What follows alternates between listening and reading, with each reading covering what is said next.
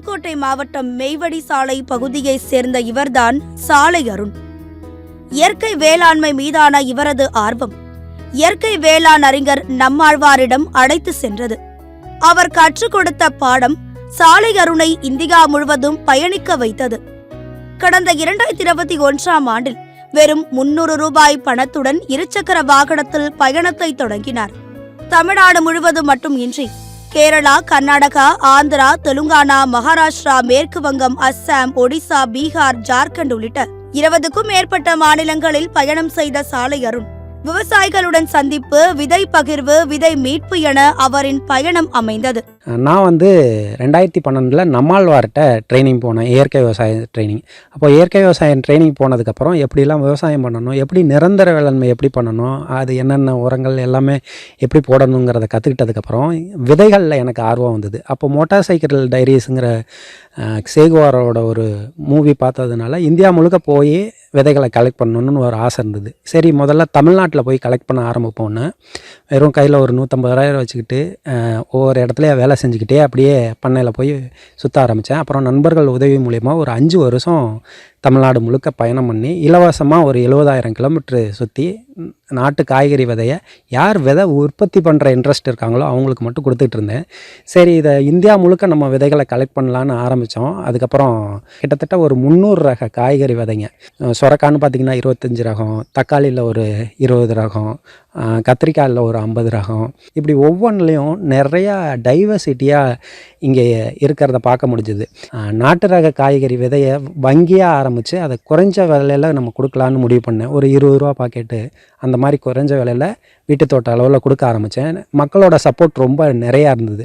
நமக்கு தமிழ்நாட்டை விட நார்த் இந்தியா ஒரு 25 ஸ்டேட்டுக்கு நம்ம நாட்டு காய்கறி விதைகளை அனுப்பிட்டுருக்கோம். விதை தேடல் பயணத்தின் போது மகாராஷ்டிராவில் பத்மஸ்ரீ ராய்பாய் தோட்டத்தில் 100 ரக அவரைக்காய் பயிரிட்டுள்ளதை பார்த்து பிரமிப்படைந்த சாலை அருண் அவரின் விதை சேமிப்பு முறையை கேட்டறிந்தார். ராய்பாய் இங்கே மகாராஷ்டிராவில் 100 வகையான அவரைக்காய் வளர்த்துருக்காங்க. இது ஒரு வகையான அவரைக்காய், யானைக்காத அவரை. எவ்வளோ பெருசாக இருக்குது பாருங்கள். இந்த அவரைக்காய் பாருங்கள், ரொம்ப அற்புதமாக காய்ச்சிருக்கு. எல்லாம் நல்லா கொத்து கொத்தாக காய்ச்சிருக்கு. இது கனு அவரைக்காய், கணுவுக்கு காய்க்கக்கூடிய ஒரு அவரைக்காய். இது ஒரு வகையான அவரைக்காய். இது பாருங்கள், இப்போ தான் பிஞ்சு வைக்கிது.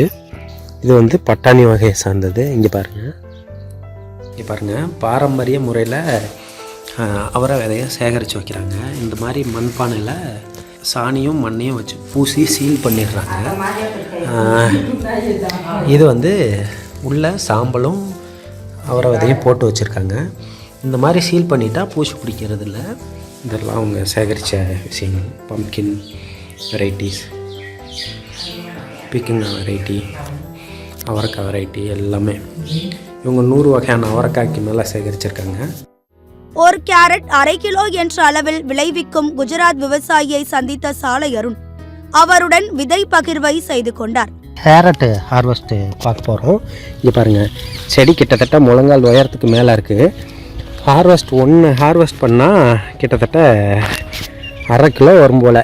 இங்கே பாருங்கள் எவ்வளோ பெருசு இருக்குன்னு நண்பர்களே. இதுதான் கேரட்டு பூ. ஒரே ஒரு கொத்தில் கிட்டத்தட்ட ஒரு 500 விதை வரும்.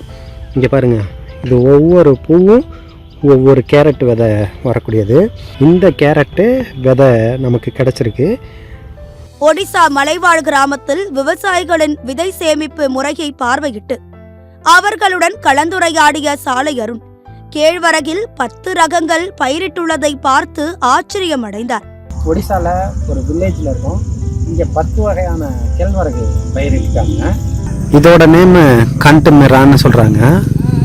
இது கதிர் கொஞ்சம் லாங்காக இருக்குது. இது சுப்ராப் வெரைட்டி. தானியம் ஒயிட் கலரில் இருக்கும். அதனால் இதில் இட்லி தோசைலாம் சுட்டால் ஒயிட் கலரில் வரும். இதோட நேமு போடமண்டியா. இதோடைய தனி சிறப்பம்சம் என்னென்னா டிசீஸ்லாம் கண்ட்ரோல் பண்ணும். இதோட நேம் பார்த்தீங்கன்னா சன்னத்தரா. இது 90 நாளில் வரக்கூடியது. இதோட நேம் கற்கட்டி, 120 days வரக்கூடியது. இது கொலகதொல்லி. இது 90 to 120 days ஈல்டு வரக்கூடியது. இது பைரபி. இது 90 to 120 days வரக்கூடியது. இது பொட்டமண்டியான்னு சொல்கிறாங்க. High yield 120 days. 10 வகையான கேழ்வரகு பார்க்குறோம். அடுத்த வருஷம் நமக்கும் இந்த விதைகள் எல்லாம் வந்துடும். உத்தரப்பிரதேசத்தில் பல ரக கத்திரிக்காய் பயிரிட்டுள்ள விவசாயியை சந்தித்த சாலை அருண் அவருடன் விதைகளை பகிர்ந்து கொண்டார். இந்த செடி 5 மாதம் ஆச்சு. இங்கே பாருங்கள், நல்லா காய் காய்ச்சிருக்கு. ஒரு செடியில் கிட்டத்தட்ட 1 டைம் 5 கிலோ பறிப்பாங்களாம். இதை இங்கே பைகுன்னு சொல்கிறாங்க, பிரிஞ்சால. கிட்டத்தட்ட 1 கிலோ இருக்கும் நண்பர்களே. இது இங்கே லோக்கலில் இருக்கக்கூடிய தேசிய வெரைட்டின்னு சொல்கிறாங்க. சுரக்கா மாதிரி இருக்குது. விதை தேடல் பயணத்தில் தான் சந்தித்த விவசாயிகளிடம் 2 விஷயங்களை மட்டுமே சாலை அருண் செய்திருக்கிறார். ஒன்று, விவசாயிகளின் நிலத்தில் உழைத்து பெட்ரோல் செலவுக்கு கூலியை பெறுவது. மற்றொன்று, தன்னிடம் உள்ள விதைகளை கொடுத்து அவர்களிடம் இருக்கும் விதையை பெறுவது.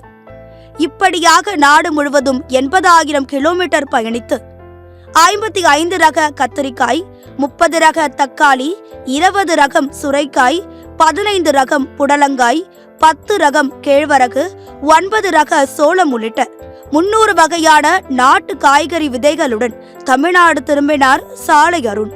பகுத்துண்டு பல்லுயிர் ஓம்புதல் நூலோர் தொகுத்த ஒட்டுள் எல்லாம் தலைன்னு சொன்னாங்க. அப்போது நம்ம விவசாயங்கிறது எல்லாத்துக்கும் பகுத்து உண்டு நம்ம வாழணும்.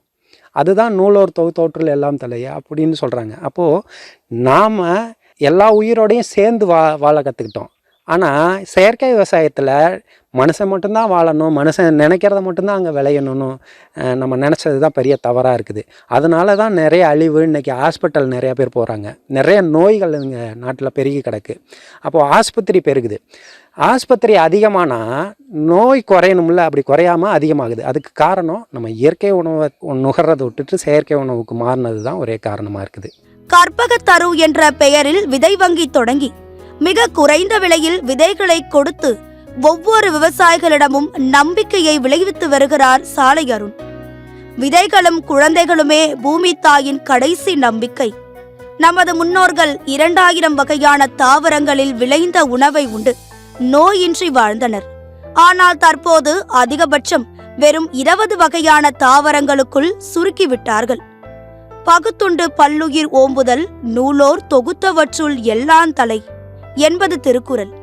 உள்ள உணவை பல்லுயிர்களும் பங்கிட்டு உண்ணும் அறமே அறங்களுக்குள் சிறந்த அறம் என்று கூறும் சாலை அருண் அந்த அரசைகளை பேணி பாதுகாக்க மரபு விதைகளால் மட்டுமே முடியும் என்கிறார்.